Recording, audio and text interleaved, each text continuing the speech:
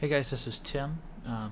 While I've been streaming the past couple of days, I've gotten a few questions from some lower geared monks that are having some trouble staying alive, either on like lower torment levels or even Master 2. And so I wanted to make a video that detailed what I used, what build I used, what stats I focused on when I had just hit 60. I hit 60 on my monk about a half hour after patch 2.0 came out. And so all my experience on the monk so far at level 60 has been in the new patch and everything. So all the skills and stuff I went through, and I just kind of put this build together right when the patch came out. And I had quite a bit of success going through Master and hitting 60, and then actually going right into Torment 1. I actually had some pretty good luck. Was not ever really at risk of dying. So survivability wise, it's got to be one of the best ones that you can go with while still dealing a little bit of damage, not just a straight tank build. But it's also really good in group play as well. You can make a couple modifications and make it awesome group play, but just on its own, it's really good. It's capable of doing some really good stun locks, so boss fights like Diablo and stuff like that are a breeze when they just stand there stunned almost the whole time. So let me just kind of jump right into the build. I'll detail what abilities I use, and I'll go through the stats briefly and tell you kind of what stats to focus on. When I hit level 60, I didn't really have any gear to use. I had like one really crappy Echoing Fury that I used for a little while. I quickly replaced that with pretty much the first two legendary weapons that I found. I've been dual wielding the whole time that I've been 60. I tried a two-hander for about 5 minutes, didn't like how slow it was, so I went back to two-handers, or to two one-handers immediately. So let me go through the build. First up, for the primary ability, I actually always used Fist of Thunder for Thunderclap, but if you're having trouble staying alive, feel free to use Crippling Wave, maybe Concussion. It lowers the damage, so especially if you're having trouble staying alive, just use Concussion. It's a good ability, it does good damage and everything too. But the secondary ability, it's got to be Lashing Tail Kick with the Scorpion Sting rune on it. That is where your survivability comes in. It's nice because that's also where your damage comes from too. So it's 2-in-1 right there. Your best staying alive ability is also your best damage dealing ability, so that's a pretty sweet combo to have. The other skills that I use, Mantra of Healing with Circular Breathing, I'll explain why in just a moment, Sweeping Wind with Cyclone, Mystic Ally with Air Ally, and Serenity with Unwelcome Disturbance. Passives, Chant of Resonance, Fleet-Footed, Exalted Soul. The build focuses on Spirit and Spirit Generation and spamming Scorpion Sting. The survivability and damage comes from the ability to just spam Scorpion Sting until everything is dead. You keep everything stunned, so nothing gets to hit you, or very few things get to hit you, and while you do large amounts of damage to them and wipe them out. So that's why I have Circular Breathing with Mantra of Healing.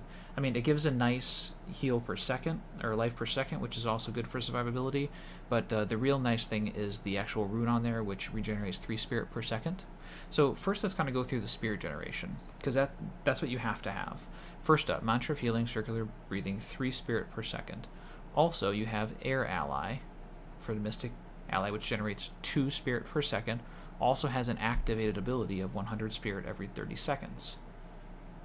The other thing that you use is Exalted Soul. Increase your maximum spirit by 100 and increase spirit regeneration by 2 per second. And Chant of Resonance increases spirit generation by 2 every second as well. So what you have is a pretty nice combo of spirit generation. Circular Breathing being 3, Exalted Soul putting you at 5, Chant of Resonance at 7, Air Ally at 9, and then plus whatever other abilities you have. And in addition to that, you have a nice 30-second cooldown, gaining 100 spirit instantly. So that allows you to spam Scorpion Stings like no tomorrow with a pool of about 250 spirit to begin with.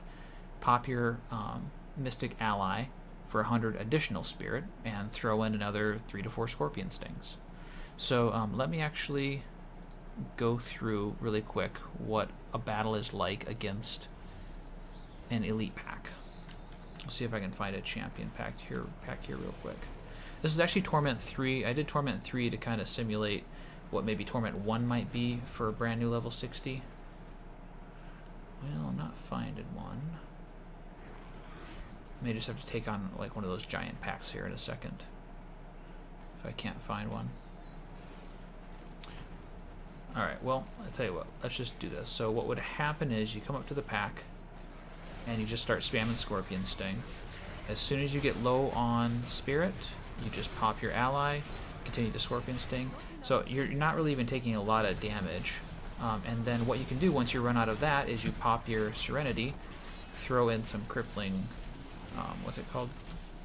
Crippling waves, generate some more Spirit. By the time your Serenity's down, you can throw in some more Scorpion Stings.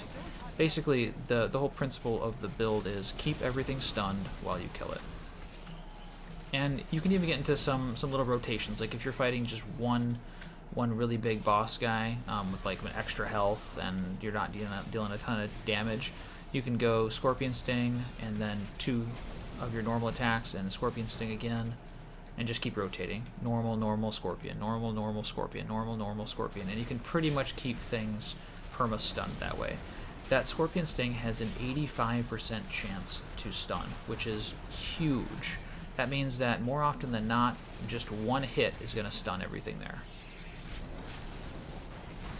And the other really nice thing is Serenity I run with the Unwelcome Disturbance, which actually doubles as an offensive skill too. So I'm a big fan of defensive skills that can be used offensively, and the Serenity Unwelcome Disturbances fits into that perfectly.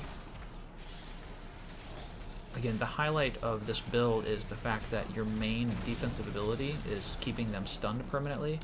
That also deals a ton of damage, 624% weapon damage. So, kind of a nice little combo there.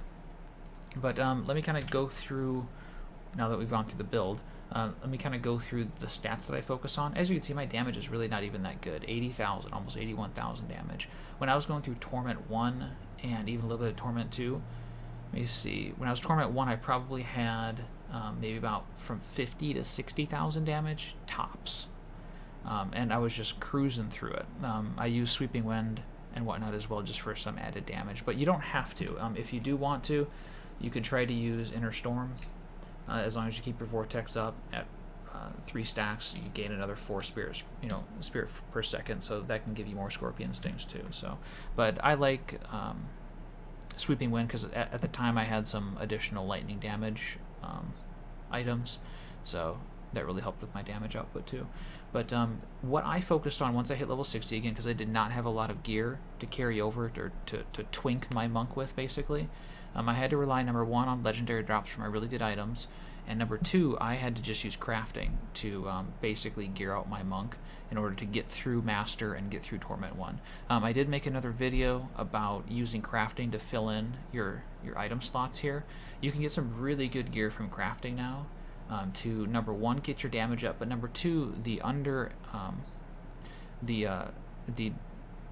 really good thing about crafting, okay, the underappreciated aspect of the new crafting with the Loot 2.0 system is that you get tons of toughness out of it. You can roll up stuff that gives you a lot of dexterity and a lot of extra damage and a huge amount of vitality and like life per second and stuff like that too. So don't underestimate the importance of good toughness. That's really what got me through Torment 1 because my damage was a little bit low. So you can be like everyone else and rely on twinking out your tune with tons of gear that they shouldn't be able to find yet, like best of the best, legendaries and sets like that. Or you can just kind of do it the normal and fun way and find your gear and use the crafter, use Hadrig to get you, some decent gear to get you through the content so you can find your own legendaries and stuff. Everything that I have on this guy is self-found, and including the weapons. So it did not take long to get good weapons for my monk using the spec, and it got me through Torment 2 pretty easily. Now I do use a little bit different spec because my damage is up there a little bit more, and I just want to be able to go through the content a little bit faster. But that helped me really get started, especially when you don't have as good of gear to begin with. So the main things you should focus on when you're doing your crafting or when you're looking for upgrades is, number 1, it's got to have Dex and Vitality, so that's not necessary, definitely.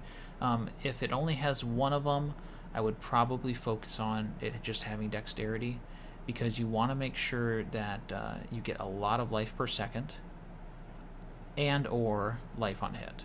So as you can see, with this build, with Mantra of Healing, I have over 3,000 life per second. That's a huge reason that I could do the Torment levels before I should have been able to, when I was just using like rare gear and whatnot, like crafted gear. I had a lot of life per second, and the monsters just weren't doing enough damage to kill me, especially through all of the stuns that I had. So consider this too, another strength of the build. With high life per second, if you keep a pack of mobs stunned for, 10 seconds, well, you do the math and figure out how much life that's going to equate to. So even if you're like low on life, all you got to do, pop your Mystic Ally and spam a bunch of Scorpion Stings, and your life is going to catch up really quick. So it's pretty tough to die with this build. It's really good for doing content that maybe you shouldn't be able to do yet. It may be a little bit slower in killing just because of the damage output, because you are sacrificing, or you're not sacrificing, but you just haven't acquired the plus damage gear that you will eventually have. But it is very easy to acquire the plus toughness gear that you want to get just by focusing on doing life per second and life on hit. And in all honesty, even life per kill does help a little bit too. So yeah, besides that, that's really pretty much it. All of the socketed spots I pretty much used to get more and more damage, because toughness was never an issue when I was leveling up, because I focused on crafting, and I focused on well, really I just focused on crafting with dexterity, vitality, a little bit of all resist, as much life per second as I could get. And yeah, that was more than sufficient to get me through Torment 1, Torment 2, probably before I should have been able to do it. So anyways, hope you liked the video. Check out my other ones, and stop by the stream if you can, twitch.tv/IamTheMatrix. I'll put a link to that down in the comments as well, and say hi. Anyways, thanks. Peace.